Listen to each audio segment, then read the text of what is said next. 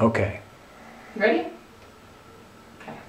All right, so I'm Carla, and I'm going to be walking you through AIM Meeting 4, Agenda Item 2, called Getting Started with Action Planning. So now that we started the Make It Happen phase of AIM, we're really going to focus these meetings on putting our changes in place. There's kind of 4 steps to the planning process that we focus on during AIM, and they're up here. They're also on page 19 in your task force notebook if you want to follow along. So we start out with getting approval to make the changes, to make sure that we have the support we need from administration or outside sources. The next thing we're going to do is talk about building buy-in among the school community, because we want to have excitement to put these changes in place. We want to make sure students are excited about them, and teachers, parents, etc. The third thing that we're going to focus on is actually putting the change in place. So when I say that, what I mean is the nuts and bolts. You know, how are we going to order the things that we need? How are we going to train teachers? That sort of thing. And then finally, we talk about planning for sustainability. And sustainability, I want you guys to think about 5 years into the future. Is this change going to still be around? And that's what we really want to hope for. So, today, this is meeting 4. We're going to focus on the first 2.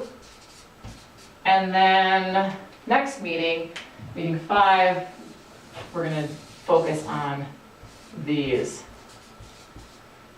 So don't stress. I know it seems like a lot, but that's why we break it up into pieces. Okay? So an action plan. That is a list of all the steps, all the things that need to happen in order to make sure this change is up and running. Remember, we want these in place by next fall.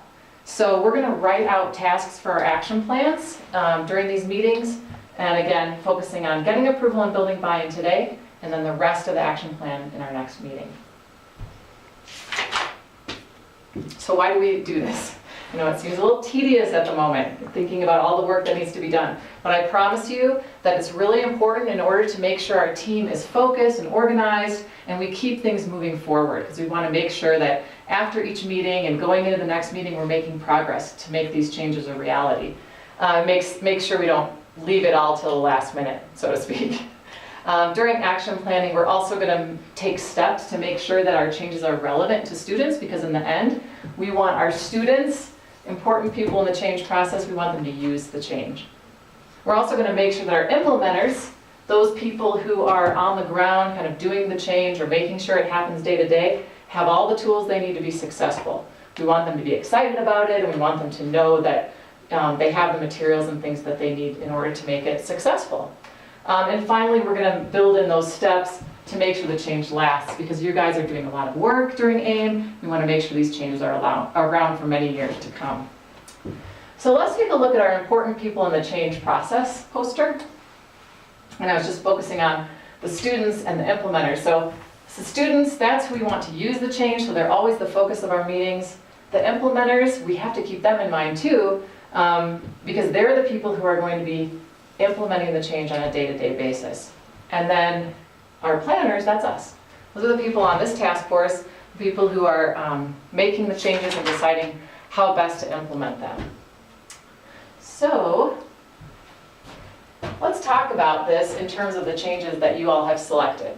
So we have a salad bar, healthy snack policy, recess equipment for the playground to check out at recess, and then classroom activity breaks in the morning and in the afternoon. So let's just go down this list and make sure we're all clear about who the students are that are going to be impacted by this change. So starting out with salad bar, who are the students that are going to be using this change? Exactly, so everyone, K-12. So let's just mark that so we know that all the students are going to be involved in that change. Who's going to be implementing the salad bar? When you think about on an everyday basis. Okay, the cafeteria staff, of course.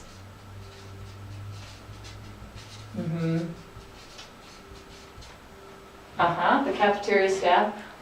Yes, of course. So the custodial staff is going to be responsible. They're going to have new responsibilities as well. Let's definitely keep that in mind. Okay.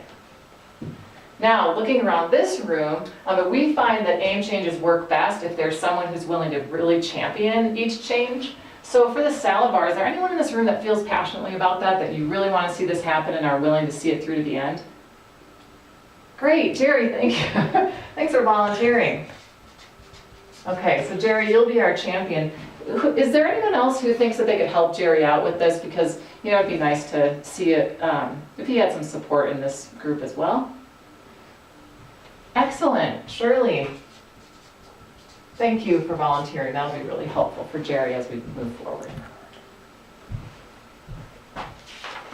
Okay.